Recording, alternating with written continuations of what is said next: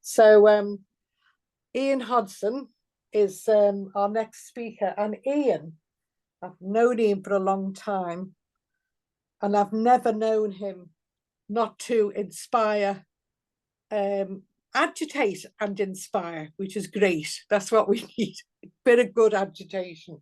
But Ian, if we all had presidents of our unions or anybody in position of leadership in our unions with the determination to fight for socialism and the enthusiasm and the passion that we hear from Ian, I'll tell you what, our movement would be in an entirely different situation.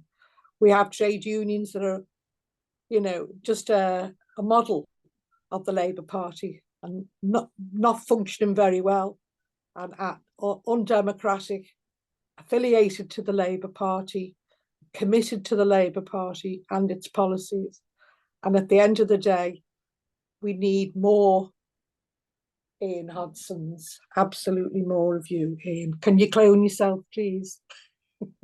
Thank you very much, Audrey, and thank you very much for that nice introduction. It's a real pleasure to join this platform. It is a shame that Zara hasn't been able to join us. I do hope everything goes all right, and the issue, the family is resolved well. It's been an interesting few days, hasn't it?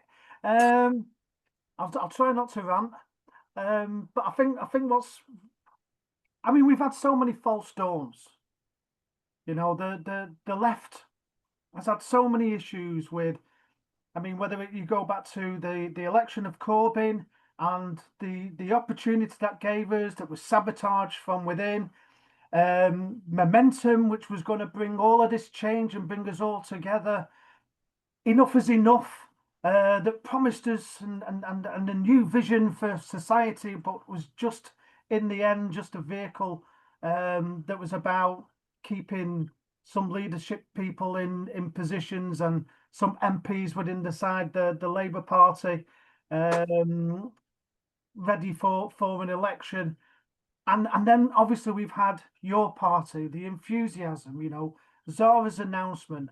Everybody got so excited when she made that announcement. I think, we'd all been waiting so long to hear that we were going to start building a party that belonged to us. All right, it took a couple of days for Jeremy to come out and agree it, but who cares? A couple of days is nothing, is it, when you've been waiting for such a long time for something? Unlike anything to do with the left, I suppose last week is just to be expected. I think, I'm one of these people that always believes one of the problems with, with the left is we always put so much hope and aspiration in the basket of the leaders. When, history shows us some leaders lead us out of the desert and some leaders lead us back into the desert. What I've always believed is it's up to us. We're the leaders. We're actually the leaders. We don't need leaders to make a difference. We need to realize that we work collectively together. You see, the right of politics, yes, it has its leaders, but on the ground, it's getting its information out there because it organizes around hate and division and lies and smears and misrepresentation of the truth. The problem with the left is we talk to one another. We talk to one another about the issues, and then what we do is we dissect those issues rather than organize around those issues. And I think one of the problems we have is that we have to realize that actually what we need to do is we need to win the arguments, because we're losing those arguments.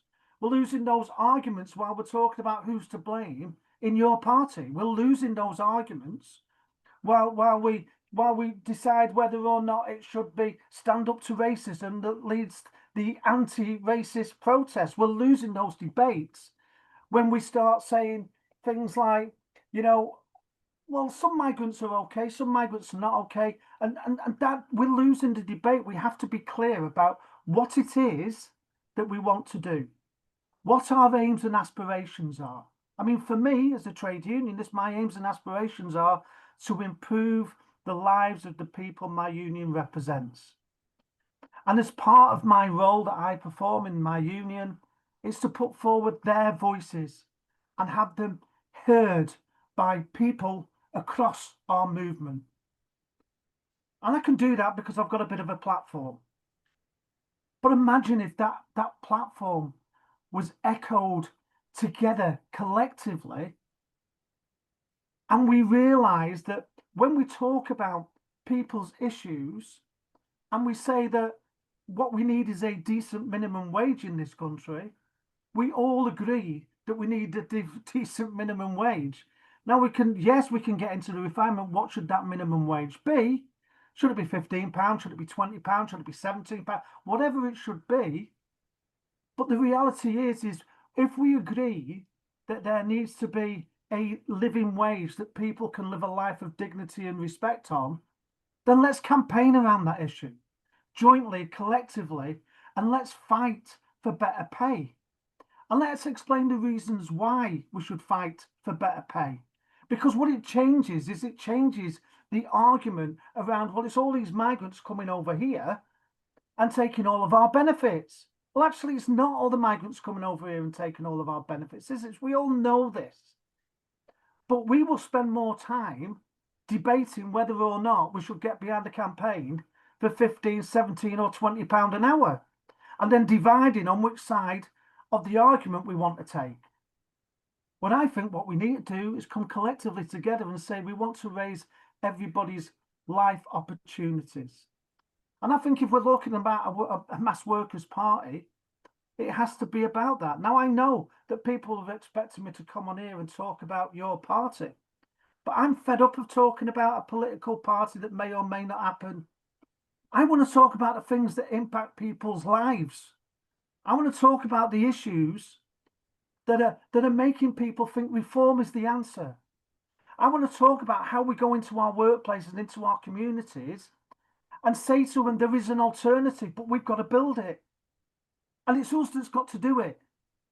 Because like I say, we can't rely on leaders, and we certainly can't rely on Westminster politicians to develop and deliver that for us. Because every time they do, look what happens. It's always down to us. It's always been down to us. And when we come together, we make a significant change. And if we want to talk about building a mass workers' party, then we have to talk about the issues that the workers en masse are really concerned about. The lack of decent homes, the fact that we've stopped building council houses, the fact that people are using food banks, the fact that people's wages can't afford to pay the bills to heat the homes and pay for food.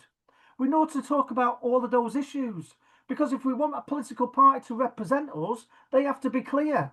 They either stand with us and for the things that will make our lives better, or else they can't represent us, because those are the key issues to me, and they must be at the core of any political representation that comes our way. We want a life of dignity and respect. We don't want division, and we don't want people blamed, and we don't want a culture which says that hate is the way to win elections. We want politicians that stand up and speak out, but we want working class people involved in that, and it must be democratic, and it must be led by us. It has to be us. Some people said when I went on Crispin's show the other day, what does he mean by we? I mean us.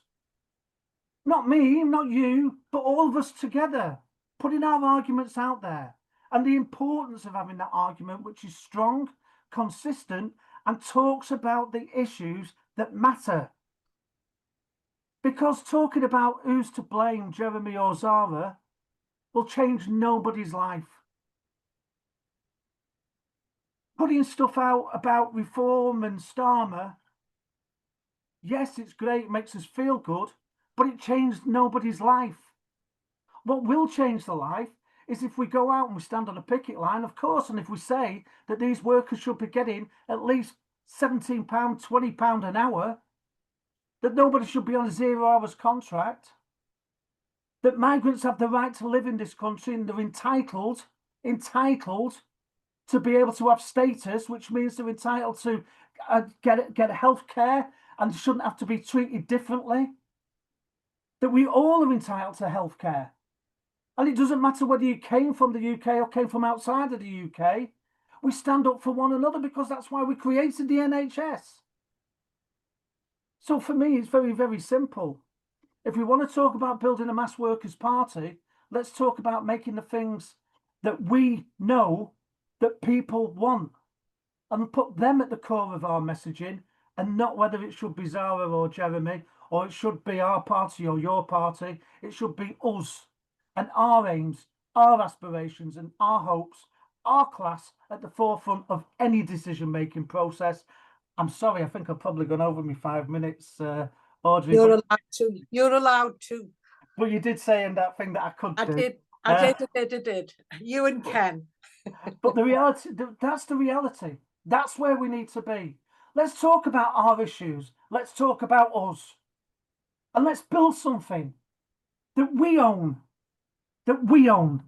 Because we're entitled to it. Thank you very much. Oh, caught me off guard there. You are a list, yeah. So listen, thanks very much, Ian.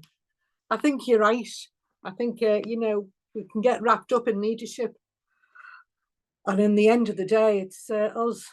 It's the membership who is coming to the Guardian, and so you know, our leaders are like, we've waited for all these years for a leader, and then, you know, it's like buses, two come along at once.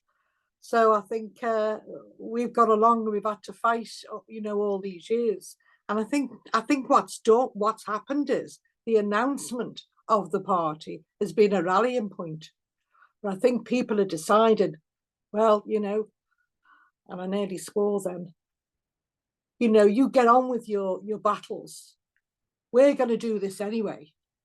You know, you can come along with us if you want. To both Jeremy and Zara, come along with us if you want. But we've got a job of work to do. And I'm fighting those battles as you're recounting there, Ian.